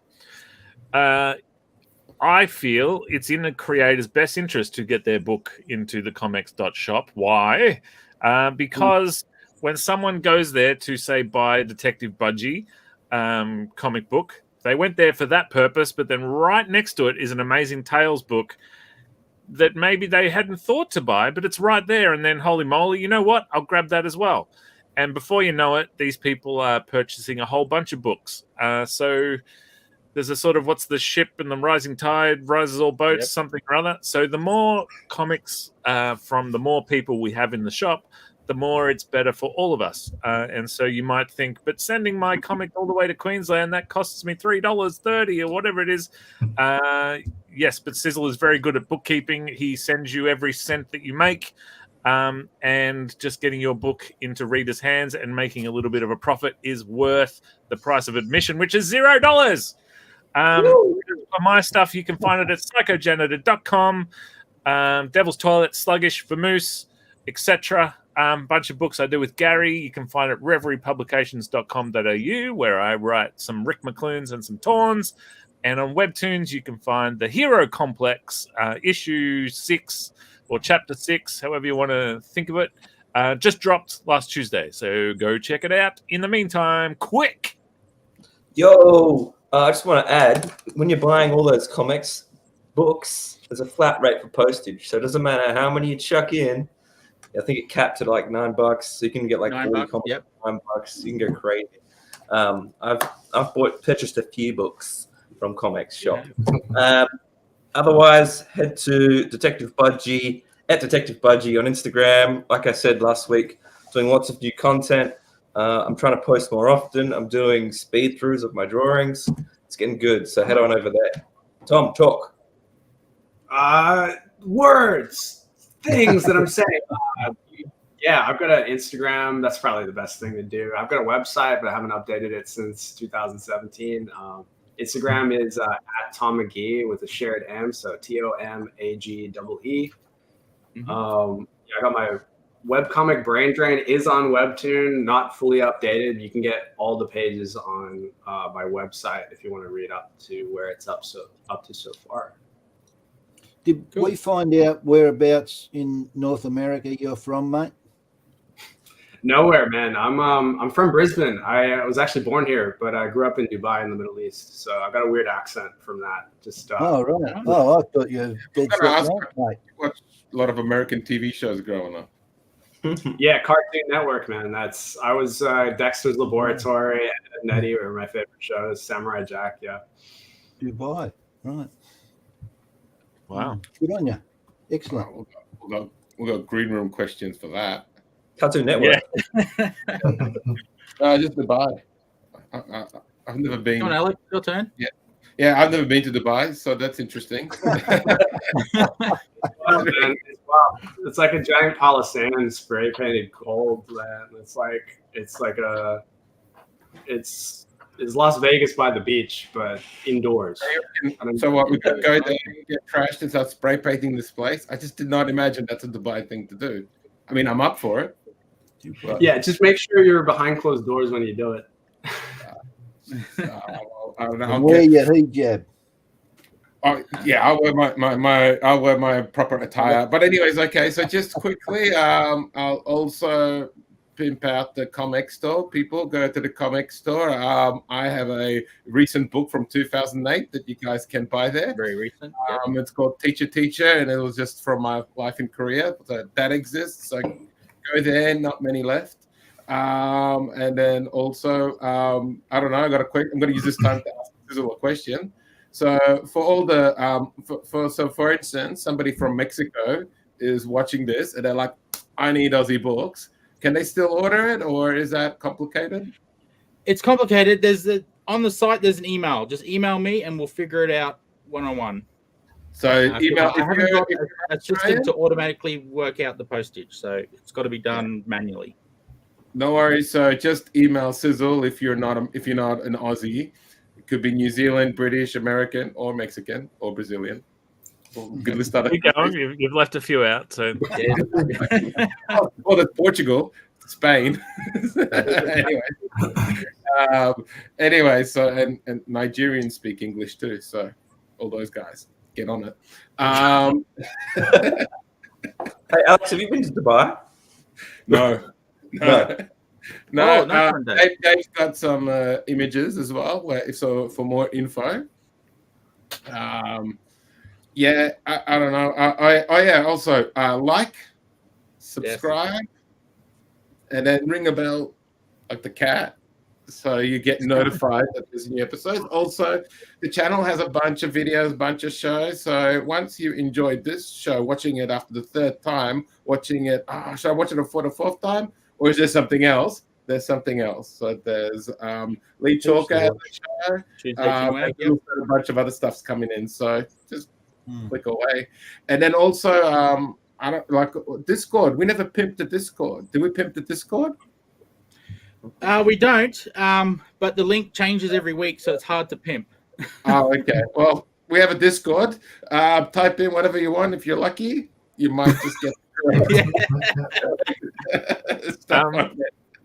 Alex, there's currently no show on Saturday nights on the ComX network.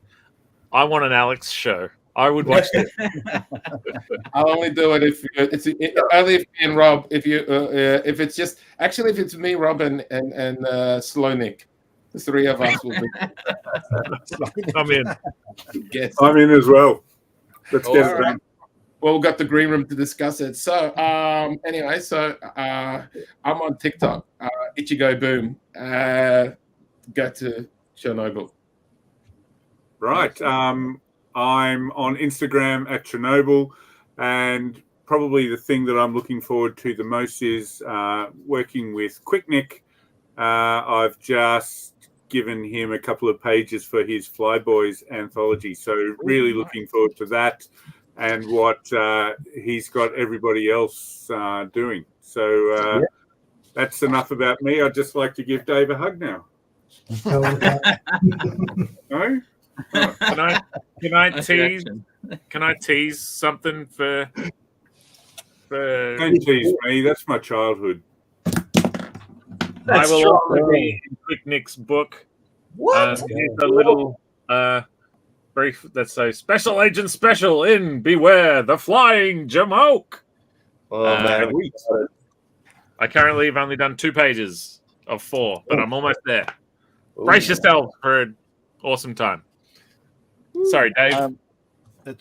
I've got my comics are available in the ComX shop, and I've just sent a resup of comics to the ComX shop. 31 comics in that and books in that package. Oh, nice! Hell yeah, Dave, selling like a crazy man. Also, I've got them in the Reverie comic shop.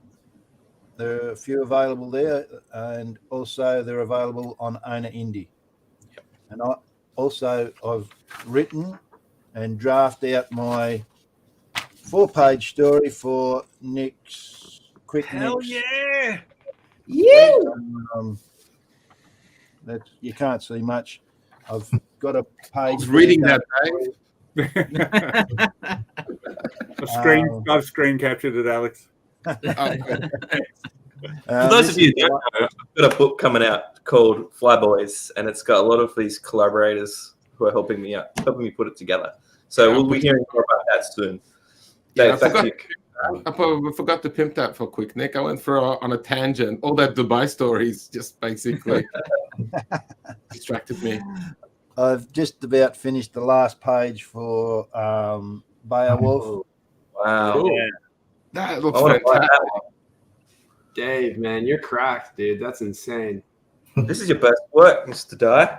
Yeah, that's next level, Dave. You've evolved. So that is going to be combined with the first story. I'm going to put it out. It's going to be probably about 16 and 24, 40 page comic. Not counting the covers that are all coming out in one. That is 2 stories in there. Thanks, Pete. That's it from me. Over to Ed. Oh, sorry, mate. Yep, that's right. I got my stuff at Ed Keasley Art. So that's on YouTube, Twitch, Instagram, and my Patreon. And I've also got this book just came out, but on the back cover I made an ad for the ComX shop, so you can see there's tons of books. Yeah, in the ComX shop where you can get my Sky's Cavern Library. There's my book. Bustle. Yeah, Devil's 12. Vamoose, someone there, yeah. I do. Presents. I saw Cut down there, Dave. Tales Too Stupid to Tell. Yeah, Beautiful. It's a bunch of good stuff. Great shop. Great read. Get it. You can get that's it. Ed Keasley Art at Instagram is the best way to get a hold of me for that one. Awesome. Thanks, Ed. Speaking of Tales Too Stupid to Tell, Brad Daniels just launched a Kickstarter today, I believe. I wish I had more information for you. If you go to Kickstarter and type in Brad Daniels, hopefully it'll come up. I didn't prepare ahead. That's all the information I have. I wish I could say the name, but I can't remember it. So there we go. Great plugging. Gaz, can you plug, just tell us something? It's late. We've run over time. Look, most of the comics you can get from Reverie is from the website, reveriepublications.com.au. There's been a few now sent to Shane, which will start up soon, and we'll keep feeding him those. Yep. So basically, if you're really lucky, you'll be able to go to Shane's shop and you'll be able to get all the Reverie soon, plus all the extras that everybody has here. So it's well worth it. Wow. Thanks, Gary. Awesome. The other thing is that just quickly, we've got quite a few comics that are going to come out the next probably 3 or 4 months. It's a bit slow at the moment, but Rob knows one, which is Torn and Southern Squadron. Early ready to go. We will do a Kickstarter on it, but we won't do it until it's actually finished. We've got a Torn Dark Nebula coming out. The Southern Squadron will be in colour. The Dark Nebula will be black and white. And we've got a lot of the other comics that we've got up there, as you know, Rob, we've got the second issues coming out of some of the really good titles. So it's going to be very interesting. And as I say, they're going to be available on our site, available on Shane's site, and at various comic shops around Australia. Yeah, it's a good time to keep an eye on Reverie Publications. There's been a lot of projects being worked on the last couple of years, and everything's kind of coming to about to drop, basically all at the same time. A whole bunch of top-tier projects from a bunch of top-tier indie creators in Australia. So it's worth keeping an eye out. Sis. I was just going to say, I'll circle back for Gary's sake. He wanted me to show people this. Oh, You ready for Gary? That looks like this a cover. Oh, yeah. I done drew that guy. That's just the good thing about that one is that it's a tentative cover that's going to come out after Christmas. This is going to have a lot of articles based on the Australian comic community. Everybody's welcome to add to it. It's going to be a joint project with both Shane, myself, and another 3 people. And it's going to be a very interesting publication when it comes out. Yep. Right. Awesome. Bring it on. That's awesome. Alrighty. Well, that's been our show. Thank you very much to everybody in the room. Thank you very much to all the great, awesome artists who sent in their work. And thank you to everybody for watching. Next week, in my chair will be Peter Wilson. In Quick's chair will be myself. And in Alex's chair, hopefully, will just be Alex. Not sure. I'll put my cat there. Maybe. Yeah. We will be drawing SpongeBob SquarePants, so feel free to start sending them in now. Otherwise, until Tuesday on Chinwag here on the ComX Network and Aussieverse on Monday, we will bid you adieu. And we'll catch you on the road. Saturday nights, we've got Alex. Yes. So, work out how to use his webcam by that time. We'll see how we go. No, I had to. My cat's I'll be actually playing with my cat while you guys. Well, at least you're concentrating. What's the cat's name? That looks Jimmy. like a fish to me. Jimmy. No, this is not my cat. This is the cat's toy. Fish, mate. Yeah, I don't know if you guys can see it, but he's sleeping. I mean, he looks well into it. Whatever game you're playing, Alex, he's really enjoying it. So word up to Jimmy, get some rest. You got a big next Friday. You'll be being played with again during the time when Alex should be concentrating. Until then, stay your vitamins, eat your prayers. Thanks so much for watching. Catch you down the Rizzode, my Nizzodes. Someone should call the police. The show has been murdered. But in 1 week we will rebuild it. Better, stronger, faster. In the meantime, head to comx.shop and powder your chestnuts on a copy of Detective Budgie by Nick Cleary, Amazing Tales by Dave Dye, Vamoose by Nick May, Battle for Bustle by Lee Chalker, Radical by Ed Kearsley, Sluggish by Spedsy, Crimson and Rascal by Peter Wilson, ComX Presents featuring so many of the creators that have appeared on this show. And so much more. Alright sis, press the button. End the show. Don't make me butter your biscuit. Sizzle, press the button. Sizzle, sausage sizzle.